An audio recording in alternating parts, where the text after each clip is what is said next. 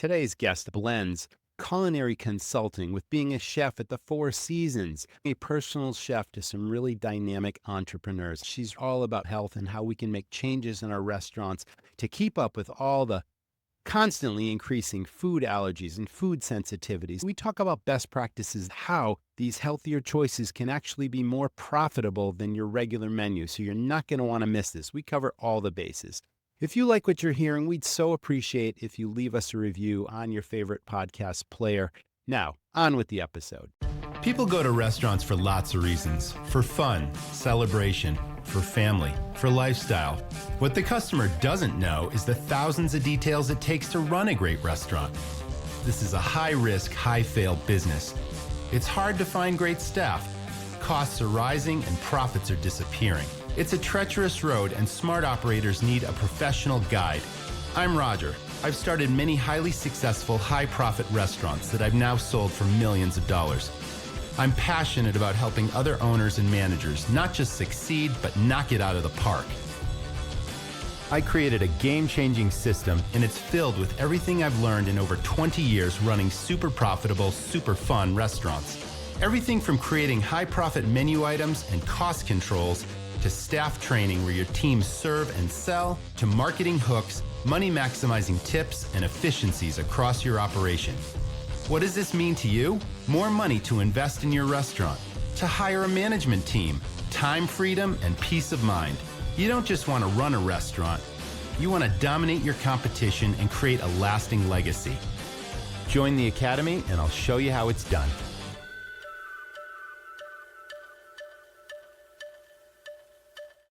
Restaurants can always use money and funding for many needs, inventory, equipment, whatever. Problem is, you need the funds now, and there's no time to wait for an answer. 55,000 business owners chose Fora Financial. They're more than a funder, they're your business partner. You can apply online in minutes, get approved in as little as 4 hours, and receive funding up to $1.5 million within 24 hours. You can't get that quick turnaround from any bank or credit union. You decide how you spend the money with no restrictions. And here's a bonus. Fora Financial offers prepaid discounts, so you pay less if you pay off sooner. Go to forafinancial.com/rockstar. That's FORA financial.com/rockstar. Funding subject to terms and conditions. Welcome back. This is the Restaurant Rockstars podcast. So glad you're with us. Thank you so much for tuning in. And Leslie, welcome to the show. I am happy to have you here. Thank you. I'm happy to be here.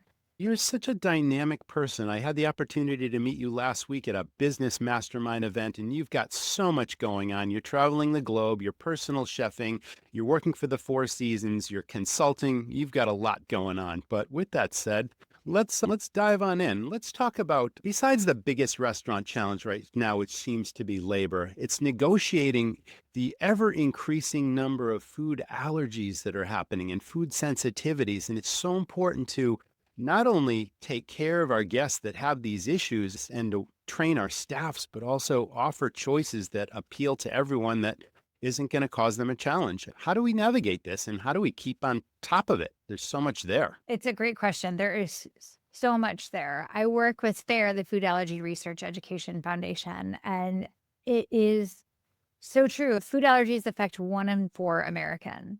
And so whether your guest has allergies themselves, chances are they're with somebody that has some sort of allergy.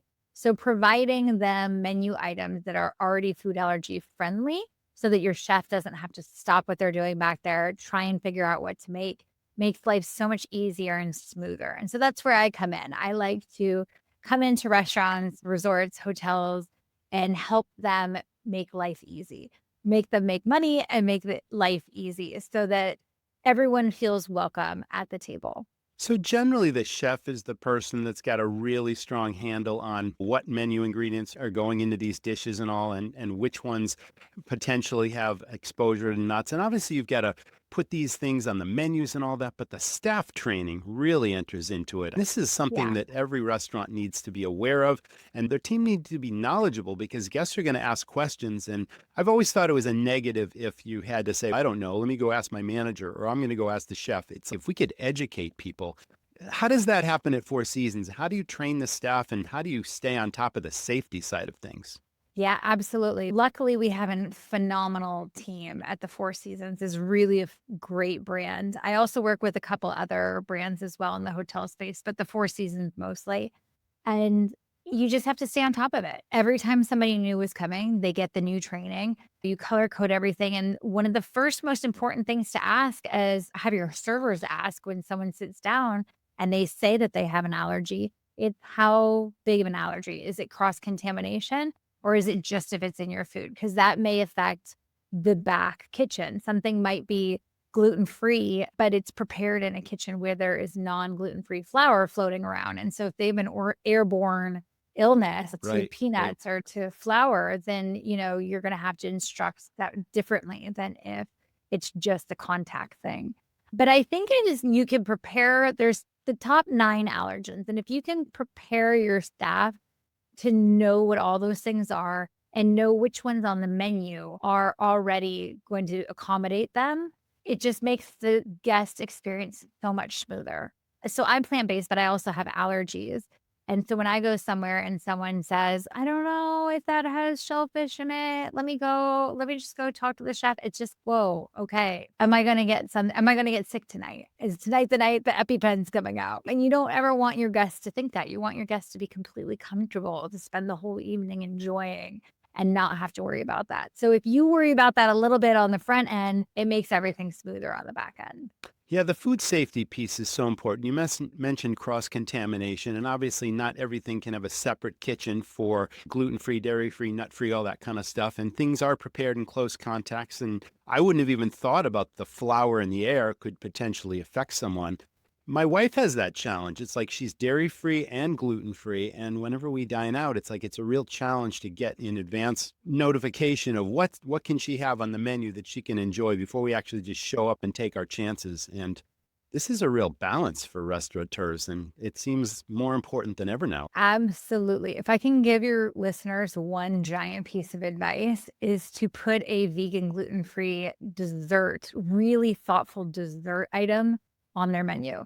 You will get it ordered 9 times out of 10 by anybody with a dairy allergy, gluten allergy, or is plant-based because those people are so used to only having sorbet for Right. dessert. And Good point. let's be real, nobody really likes sorbet. Nobody really orders it. So if you can have something thoughtful on your menu, it's gonna sell like gangbusters and become one of the best-selling desserts, if not the best-selling dessert.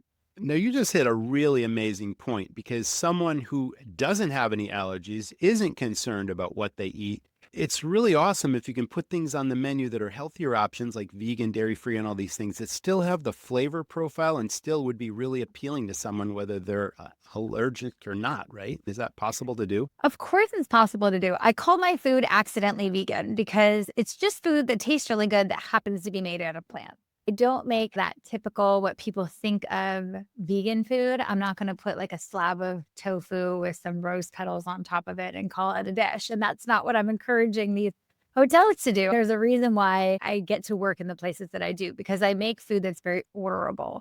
And so when you are working on a plant-based dish to have at your restaurant, that if you want to make it gluten-free, even better because so many people that are gluten-free usually have a dairy allergy too, like your wife, they usually go hand in hand.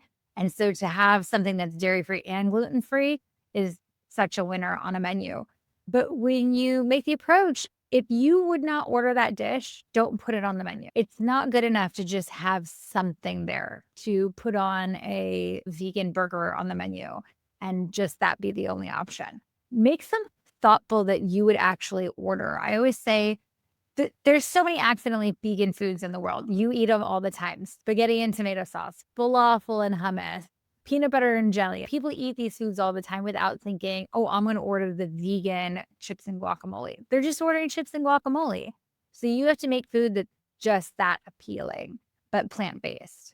So let me ask you a question. If I were starting a new restaurant today, I have the feeling that I would either have a separate healthy choice menu that addresses all these sensitivities, or I'd have a special section on my menu that really draws attention to it so there's no guesswork involved. It limits the number of questions to the staff. There may still be questions, but at least people can feel comfortable ordering off these dishes. But then there's also a marketing aspect to it where someone may read a description, or it might have a really interesting name that convinces someone who doesn't have any sensitivities to order it.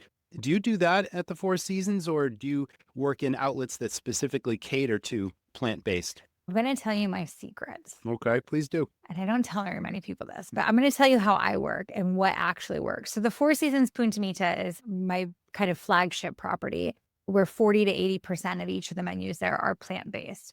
And this is what works for us. That's also the most profitable food program out of any Four Seasons in the world. And a large part of that is because of our plant-based menus. But I recommend that people make a separate vegan food allergy menu. That's only given when someone says they're plant-based or have an allergy.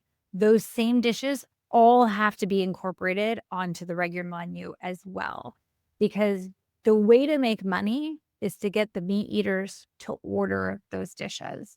Because the profits are so much larger on plant-based items, you can make so much more money on them. So if only vegans are ordering them, you're cutting out so much money. You want the meat eaters to be ordering those dishes, even if it's as a side dish or the dessert at the end. Whatever it is, you want to make sure that they're ordering at least one or two of the plant-based items so that you're taking a larger profit from those dishes. So to have them integrated into the menu, maybe even just very small with the descriptors that they are plant-based, or not even labeling them as plant-based on the menu. And then if someone says, oh, what's plant-based? Then you whip out that menu and say, these are all the things that are plant-based. But it's not to trick people, but it's just to show them, because most people, if you eat a standard American diet and you're reading a menu and you see a box of healthy options or a thing that says vegan chips and guacamole, no one's going to order vegan chips and guacamole, but everyone's going to order chips and guacamole if they go to a restaurant. So the labeling of it isn't always the best way to sell it, but it is a great marketing tool to bring people in and let them know that you have it. I'm really glad that you clarified that, because I wouldn't have off the hand thought that this would be more popular and profitable as well. And I think you got our audience's attention, because everyone right now is dealing with shrinking margins and trying to maintain a profit. And the value to the customer thing is harder than ever, because as prices rise, we have to raise prices on the menu, yet we're short staffed sometimes, and the service level may not keep up with what we're trying to deliver for hospitality. And yet someone gets a big bill at the end of the night and suddenly they're dissatisfied. And that's not the key. It's finding that balance. I really love what you said about profitability. And I think that opens our eyes a little bit more to adding some more things into the menu that lower our food costs and increase our profit. So thanks for sharing. Now, you Of mentioned course. this vegan and really cool dessert idea that was really important to put on a menu. Let's talk about some entrees that you find to be really appealing. Maybe just a couple choices that you have on some of your menus that might be a good balance between nutrition and health and profitability. Anything come to mind? Tons of things. So working in the hotels, I don't have one specific cuisine that I specialize in. I am Italian by birth, by I love family. Italian food.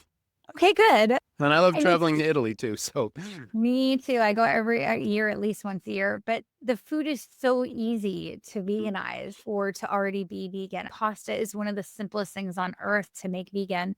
And it's very cost effective to have plant-based pastas. If you look at a typical Italian dish, the money in the dish is in the meat and in the cheese. So if you take the meat and the cheese off the plate and you're just left with pasta, vegetables, sauces, it's a much more profitable dish. And so there's so many things like that. And there's so many accidentally vegan Italian dishes. Mexican, I work in Mexico a lot. I grew up in San Diego. And so Mexican was a big part of my culture. And same thing. It's very easy to do plant-based Mexican dishes. Asian dishes, so easy. Sushi, you can get really creative with fun sushi. If you follow me on social media, you can see a lot of the different kinds of fun sushis that I do. Especially with sushi, the profit margins are huge on a vegetable sushi versus a fish sushi. So again, yes. it's a great way to make money. It's a great way to fill your menu with interesting things that people haven't always seen. and open their minds to what eating healthier can be. And there's always like gateway dishes. One of the restaurants that I do at the Four Seasons in Punta Mita actually is a appetizer. It's a cauliflower, it's a crispy cauliflower dish with a really yummy, sweet, smoky, spicy sauce on it. It is ordered by almost every menu or by almost every table that comes into that restaurant. Not because it's a vegan dish, but just because they really like it. So again, making things that are just orderable and sound really good. Another one is an avocado baja taco that I put on almost all my menus. It's just a quarter of an avocado in a taco done with really cool sauces and a slaw in a really neat way. And when you offer like a trio of tacos, the person ordering a shrimp taco, a fish taco, their third one, they're going to go, I want to try that avocado taco. And it then turns into one of the best selling dishes at a restaurant. So just having that creativity. What do you like to eat? What's your favorite vegetable? And how can we turn that into a dish? I like asparagus. What do you got? Oh, Italian My snack. favorite. Oh Yeah. my gosh, a lemon asparagus There you go. pasta with a cream sauce sounds amazing. So the key to having something really healthy, but having the flavor that just goes wow, is sauces and spices that accompany when you remove, say, the fish and the meat proteins and you replace it with some really zesty sauces, but that are also allergen free. That's the way to go. Lily's Fresh Pasta refuses to compromise on quality. This family owned business, built on time honored traditions passed down from Lily to her son Antonio, lives on with every batch. Lily's Fresh Pasta is made to European standards using 100% non GMO, glyphosate free Italian unbleached wheat. Lily's is served in the finest restaurants in America. I've had Lily's Fresh Pasta many times, and I can tell you it's always molto buono. Elevate your menu. Serve Lily's Fresh Pasta in your restaurant. Ask your local food service representative or call Antonio directly at 603-818-2100 and be sure to follow Lily's on Instagram at Lily's Fresh Pasta. Your restaurant team is the foundation of your business and most important asset. I know from experience that a happy team is a productive team that deliver great guest service experiences. Morale is the key. Check out myemployees.com/hospitality. My Employees offers impactful, consistent, and most of all, appreciated recognition programs that boost morale, reduce turnover, and drive guest satisfaction. My Employees is the industry benchmark, helping thousands of hospitality leaders build winning teams. Go to myemployees.com/hospitality. Think about it. Even with most meat dishes, you need a really yummy, zesty sauce to go with it. Most people aren't just serving a piece of grilled fish with nothing else on the plate. You've got all the exciting things. All the exciting things are the plant. And so then just make it all more exciting and it gets to be amazing. And when it comes to the protein, when you're cooking a vegan dish, it's not what you think of. It's not a one-to-one swap. So it's not, okay, what am I going to put in the center of this plate now? If I'm taking a steak off the plate, what am I putting on the plate? It's how can I layer these vegetables in such a way to make them interesting, complex, and then I call it protein layering.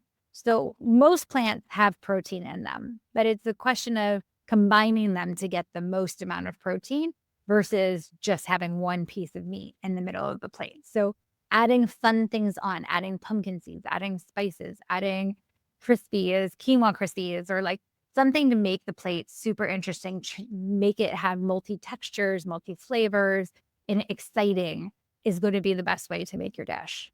Fantastic. Now, I'm not gluten free and I rarely eat gluten free items, but have things changed? I remember that gluten free items never really had the taste of a regular dough or a bread. They tasted a little funky, or at least to me they did. And then they always came much smaller, like a loaf of gluten free bread is half the size of a regular loaf of bread, yet it's much more expensive. And we used to order gluten-free pizza dough for our restaurant, which we never needed before. For 18 years, I never had a gluten-free item on the menu, and then suddenly we needed gluten-free. And we never made that ourselves. That was the only product we didn't make ourselves from scratch. The dough was always made fresh every day.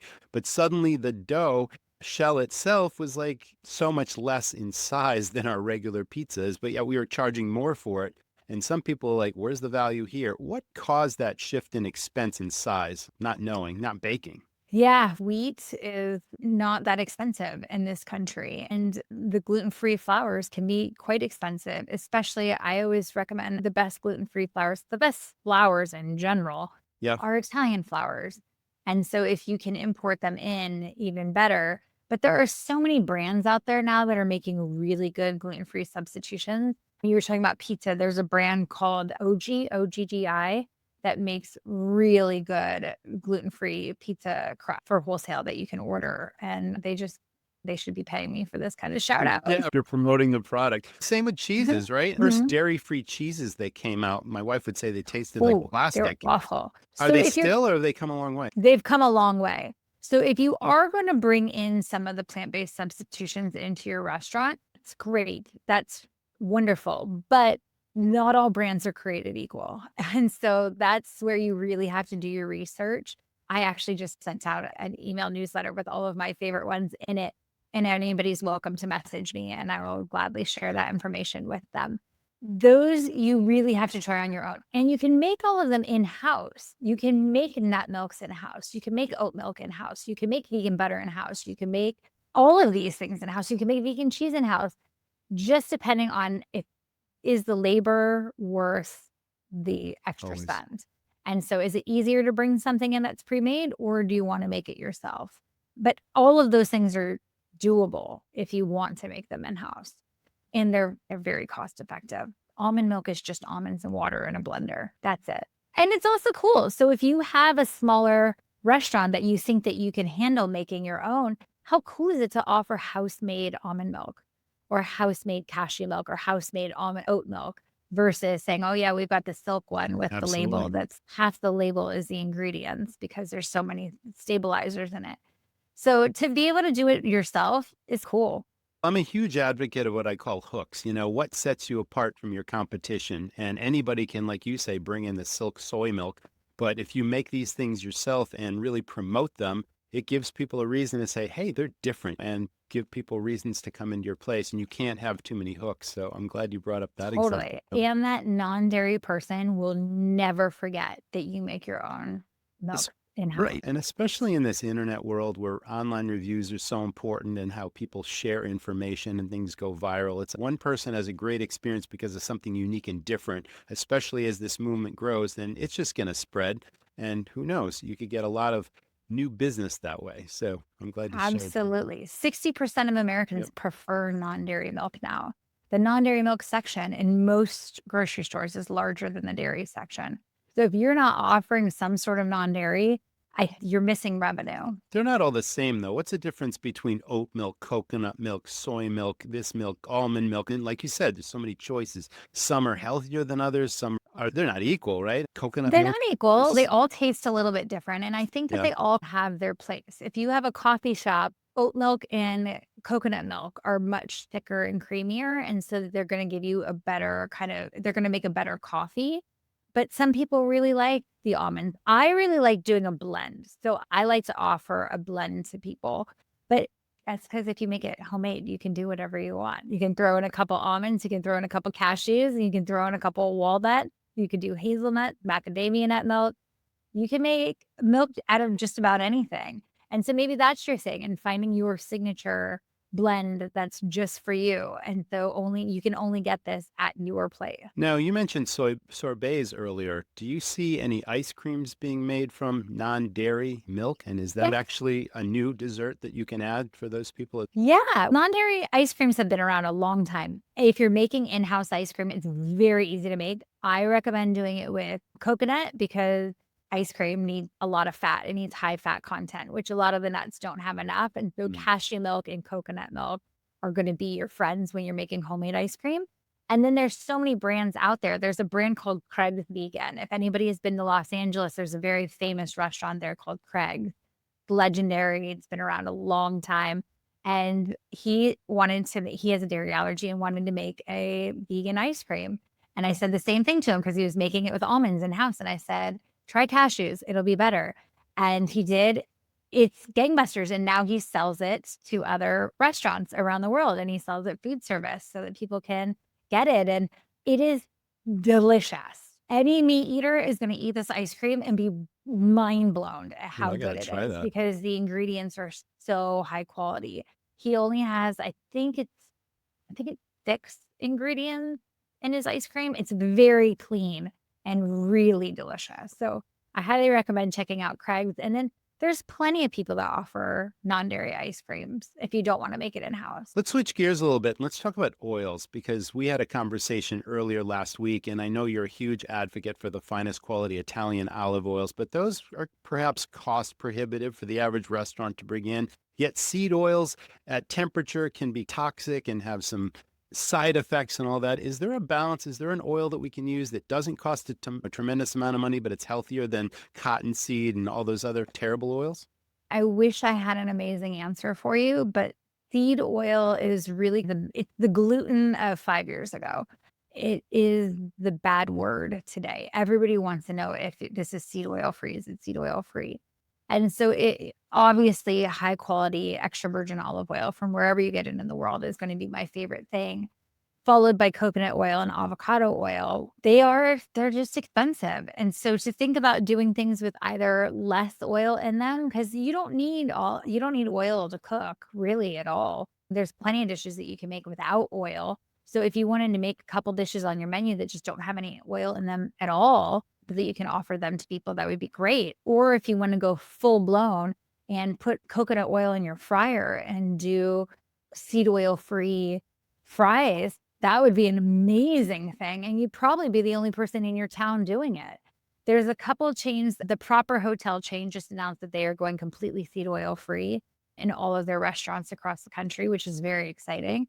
And then there's a few restaurant chains that are also looking into it. And so I think that you're going to hear more and more about it. So if you can get ahead of the curve on that one, I think that you're going to find some benefit. Now, Four Seasons, high profile, luxury leading hotel organization around the world, first class experiences all the way.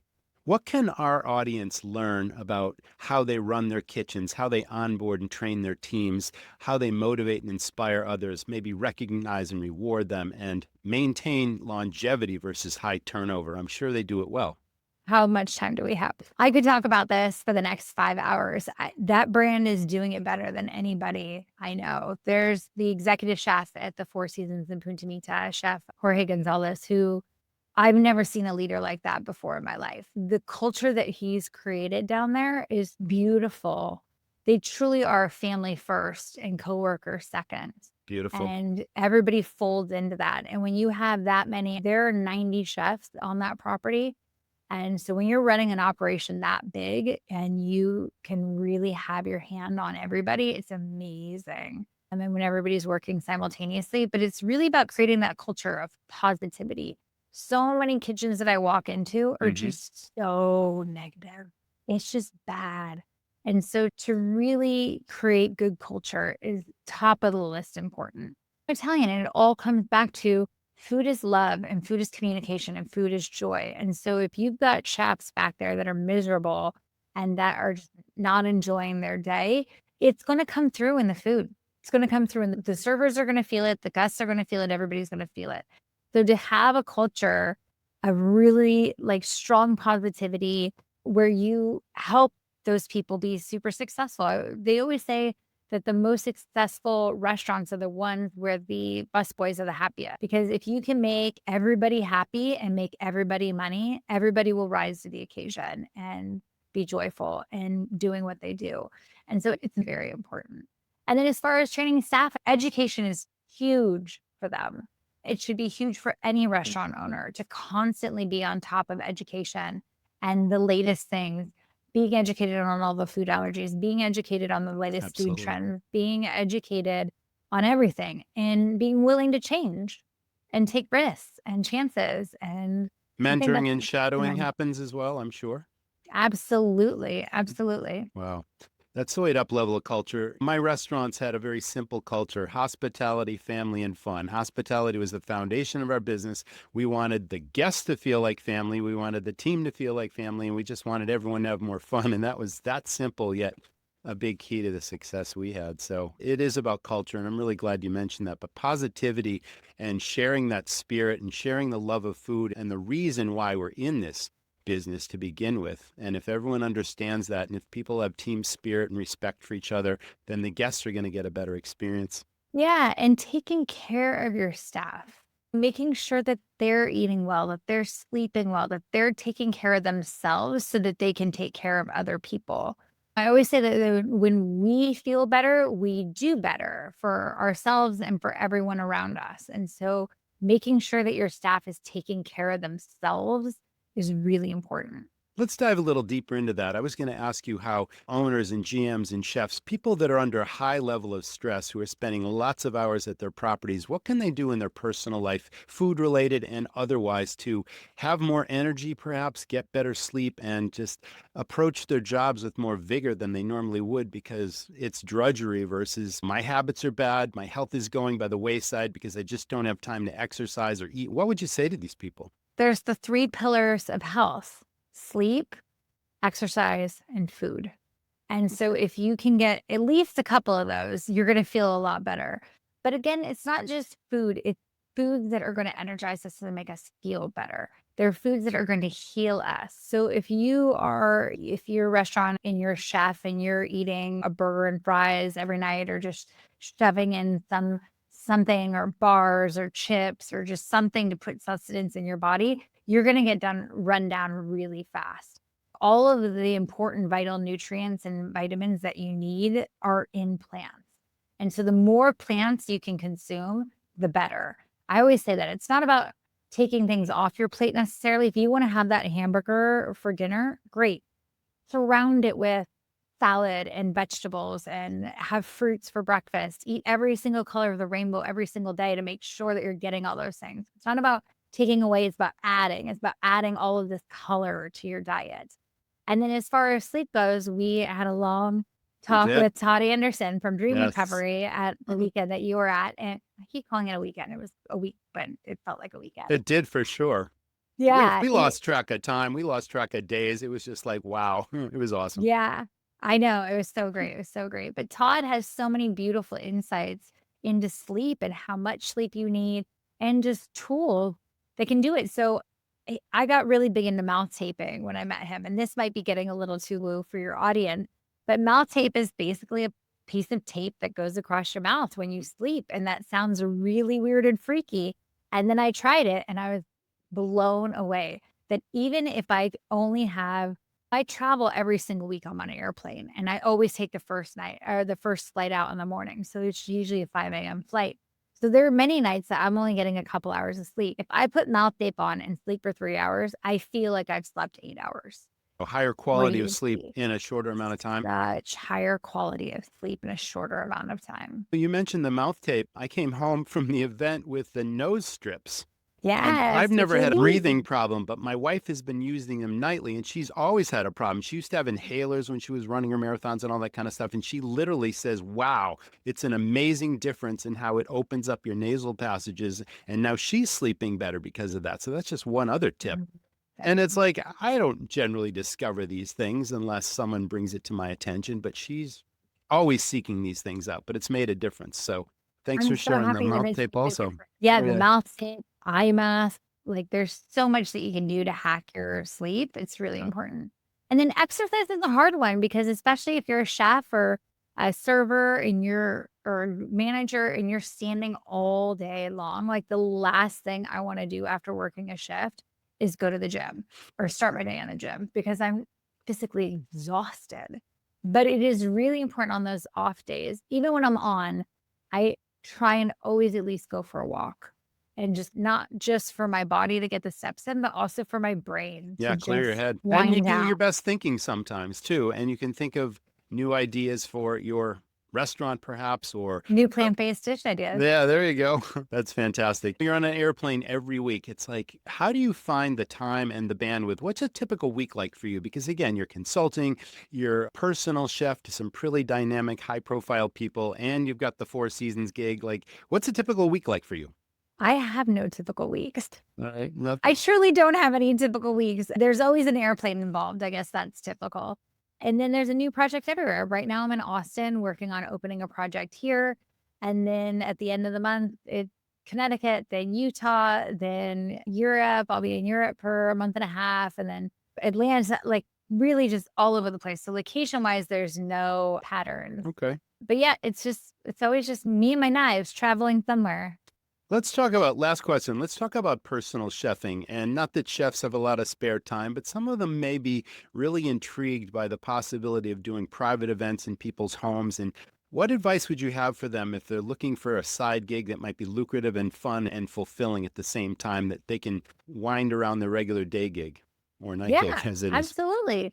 Do it. If you have the time and it's not going to stress you out, it can be really beautiful because when you're cooking in someone's home, it's a different experience in the kitchen. You can take more time, you can do more detail.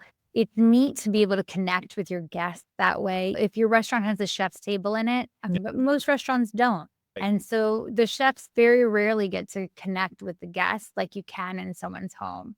And so I love it because it reminds me of why I am a chef. When you get that, you see them eating in it, you see the joy that it's bringing them, and hopefully they're complimentary. You just serve them. And it just feels really good. And so, yeah, if you can do some private chefing, I highly recommend it. If anyone's looking for a job, let me know. Leslie, you've been a wealth of information. You've given us lots of key nuggets of how we can improve our restaurants, and the profitability piece really stood out.